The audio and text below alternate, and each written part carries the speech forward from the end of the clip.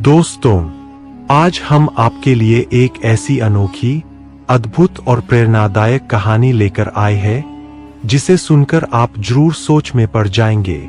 यह सिर्फ एक कहानी नहीं है, बल्कि यह हमारी जिंदगी का आईना है जो हमें यह समझाती है कि अपना और पराया कौन है, स्वार्थ और निस्वार्थ में कितना अंतर है और सच्ची सफलता का मतलब क्या होता है। यह कहानी हमें बताती है कि दूसरों की सफलता देखकर जलना और ईर्ष्या करना कितना विनाशकारी हो सकता है। दूसरों की तरक्की देखकर अपने अंदर सुधार लाना ही असली बुद्धिमानी है। अगर कोई दूसरों को धोखा देता है तो अंततः धोखे का फल भी उसे ही भुगतना पड़ता है, और यही तो है धोखे की सजा। इस कहानी से आप सीखेंगे कि जीवन में स्वार्थी बनकर कभी भी स्थायी जीत हासिल नहीं की जा सकती, बल्कि निस्वार्थ भाव से दूसरों की मदद करके सच्चे दिल से आगे बढ़ने वाला ही वास्तव में सफल कहलाता है। तो चलिए दोस्तों, अब देर न करते हुए शुरू करते हैं आज की हमारी प्रेरक और सच्चाई से भरी हुई कहानी, धोखे की सजा। लेकिन उससे पहले, अगर आप पहली बार हमारी इस नॉलेज ट्रू टीवी पर आए हैं तो चैनल को सब्सक्राइब, लाइक और शेयर जरूर कर दीजिए, ताकि ऐसी ही अनोखी कहानियां और ज्ञानवर्धक बातें आप तक सबसे पहले पहुंच सकें। बहुत समय पहले की बात है। भारत के मध्य प्रदेश के हृदय स्थल में एक छोटा सा गांव बसा करता था जिसका नाम था रायपुर। यह गांव साधारण किंतु परिश्रमी लोगों का था, जहां हर व्यक्ति अपने खेतों, पशुओं और परिवार की देखभाल में तल्लीन रहता था। उसी गांव में गंगाधर नाम का एक बनिया रहता था। गंगाधर का स्वभाव अत्यंत लोभी और कंजूस था। धन कमाने की उसकी प्रवृत्ति इतनी तीव्र थी कि वह किसी भी हाल में अपने लाभ को क्षति पहुंचते न देख सकता था। गंगाधर अपने आप को बहुत चतुर और सफल समझता था और इसी कारण अपनी संपत्ति तथा व्यापार पर घमंड करता रहता। जब कभी उसकी गिनती और धनोपार्जन की चर्चा होती तो उसका चेहरा गर्व से खिल उठता, परंतु जैसे ही गांव के किसी अन्य व्यक्ति की तरक्की या सफलता की बात सामने आती, उसके हृदय में ईर्ष्या की ज्वाला धधकने लगती। ग्रामवासियों की विपत्ति और उनके दुर्हक उसके लिए किसी उत्सव से कम न होते। यदि किसी की फसल नष्ट हो जाए, खेत में कीड़े लग जाए या अकाल का प्रकोप हो जाए तो गंगाधर भीतर ही भीतर प्रसन्न हो उठता। उसका मन यह सोचकर उल्लासित हो जाता कि अब लोग उसे ब्याज पर धन लेने के लिए विवश होकर उसके पास आएंगे और वह अपनी सूदखोरी की जाल में उन्हें फंसा सकेगा। गंगाधर इतना आत्मकेंद्रित था कि अपने विषय में कोई भी हानि अथवा अपमान वह न तो सह सकता था और न ही सुन सकता था। उसकी यही चाह रहती कि गांव के लोग सदैव उसकी चापलूसी करते रहें, उसकी प्रशंसा करते रहें और उनकी हर बार की विफलता उसे समृद्ध करने का साधन बने। वह चाहता था कि ग्रामवासियों की मेहनत कभी सफल न हो, उनकी फसलें बार बार नष्ट हों और उनकी हालत इतनी दयनीय हो जाए कि उन्हें जीवनयापन हेतु बार बार उसी से ऋण लेना पड़े। गंगाधर का यह लोभ, उसका घमंड और उसकी संकुचित सोच पूरे गांव पर धीरे धीरे बोझ बनने लगी थी। उसकी कथा प्राचीन काल से आज तक यह सिखाती है कि धन का अहंकार और दूसरों की विपत्ति में आनंद ढूंढने की प्रवृत्ति मनुष्य को भीतर से खोखला कर देती है। गंगाधर बनिया अपनी आदत के अनुसार प्रतिदिन कुछ न कुछ ऐसी चालें चलता था जिनसे ग्रामवासियों को दुर्हक और पीड़ा मिलती थी। गांव के लोग बड़े ही भोले भाले और सरल स्वभाव के थे। वे गंगाधर की कपटी बातों में आकर प्रायः संकट में फंस जाया करते थे। जब भी वे विपत्ति में पड़ते, गंगाधर ऊपर से झूठी सहानुभूति प्रकट करता और भीतर ही भीतर उसी अवसर का लाभ उठाकर उन्हें अपने पक्ष में करने तथा अपने कर्ज के जाल में फंसाने की चेष्टा करता। एक बार की बात है, गंगाधर किसी कार्यवश राजधानी गया। वहां उसने अपनी धूर्तता और व्यापार कौशल से भूमि का एक बड़ा सौदा किया और उससे अपार धन कमाया। कई दिनों बाद जब वह गांव लौटा तो उसके हाथ में रुपयों से भरी एक बड़ी पोटली थी। गांव के लोगों को उसने वह पोटली दिखाते हुए गर्वपूर्ण स्वर में कहा, देखो, यह सब धन मैं राजदरबार से कुत्ते ले जाकर कमाकर लाया हूँ।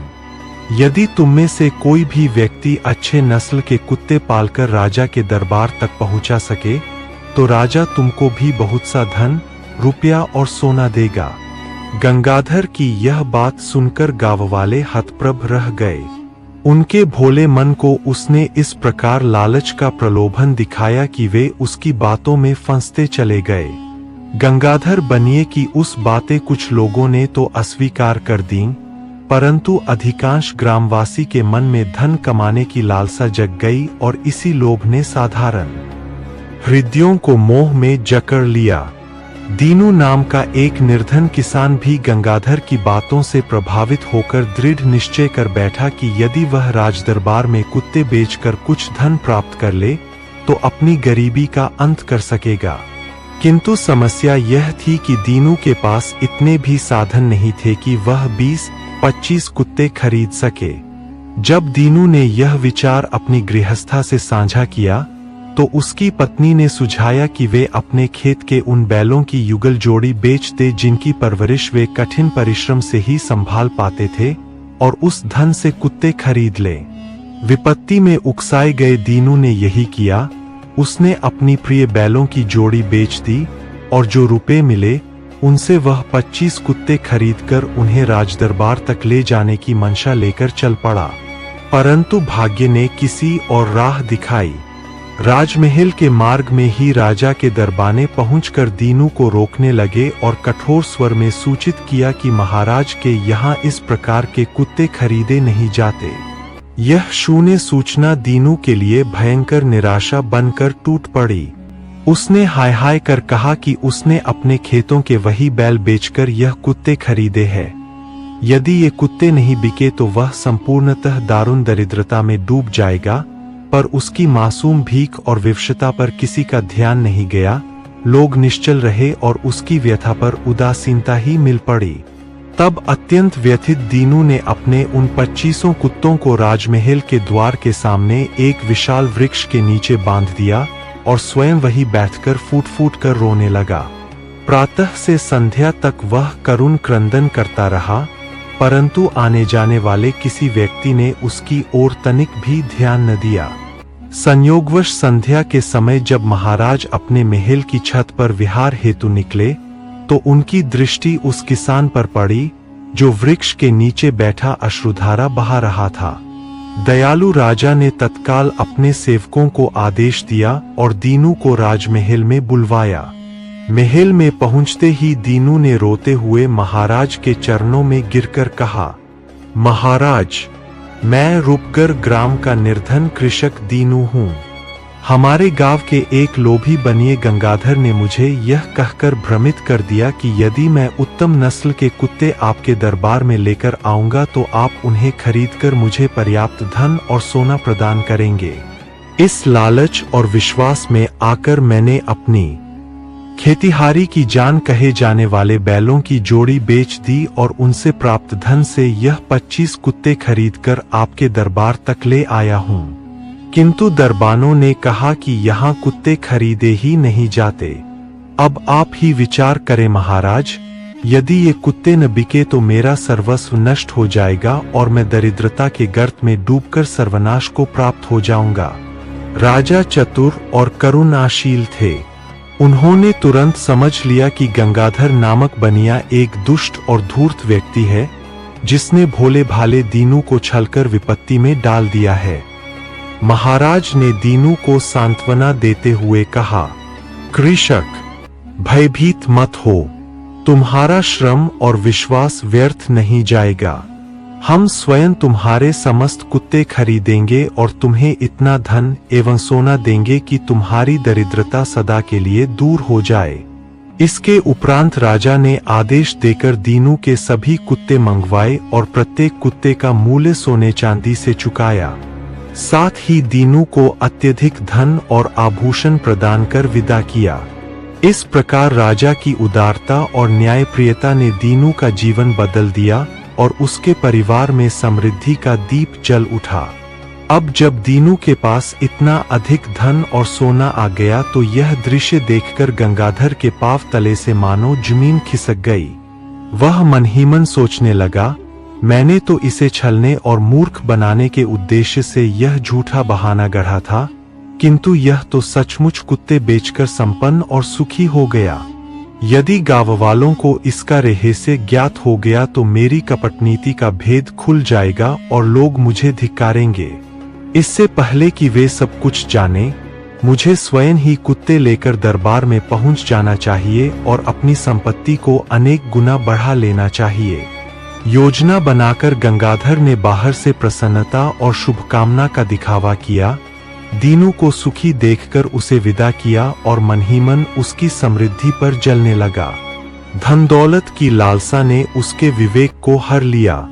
वह अपनी संपत्ति को कई गुना बढ़ाने के मोह में केवल 2 ही दिनों के भीतर अपनी भूमि, जायदाद, सोना चांदी और अन्य मूल्यवान वस्तुएं बेचकर नकद धन एकत्र करने लगा। उसी धन से गंगाधर ने सैकड़ों कुत्ते खरीदे और उनकी देखभाल के लिए भाड़े पर मजदूर भी रख लिए। मन में यह विश्वास पाले कि अब तो वह दीनू से भी कई गुना अधिक धन और सोना कमाएगा, वह अत्यधिक उत्साह के साथ उन कुत्तों को लेकर राजमहल की ओर चल पड़ा। कुछ ही दिनों बाद गंगाधर अपनी योजना के अनुसार सैकड़ों कुत्तों को लेकर नगर पहुंचा और सीधे राजा के दरबार की ओर चला गया। किंतु महल के द्वार पर पहुंचते ही दरबानों ने उसे रोक दिया और स्पष्ट शब्दों में कहा, यहाँ कुत्ते नहीं खरीदे जाते, आज तुम अंदर प्रवेश नहीं कर सकते।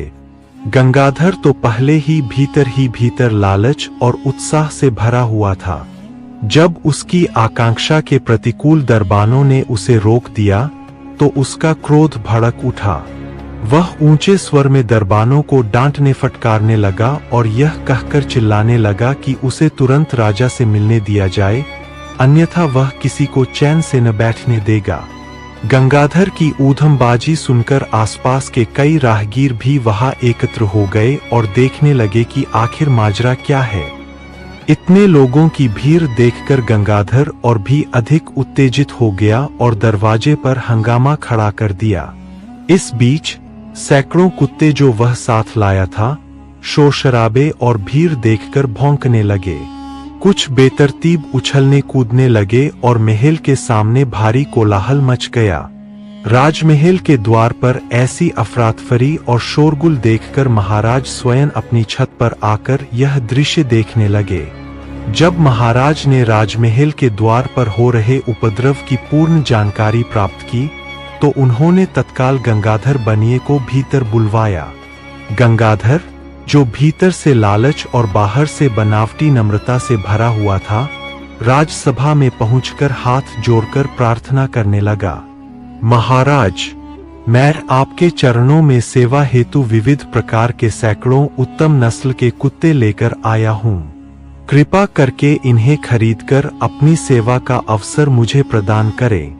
महाराज ने उसकी बात सुनकर गंभीर स्वर में कहा, गंगाधर, हमारी आवश्यकतानुसार जितने कुत्ते चाहिए थे वे हम पहले ही खरीद चुके हैं। अब हमें किसी और कुत्ते की आवश्यकता नहीं है। आज तुम इन्हें तुरंत वापस ले जा सकते हो।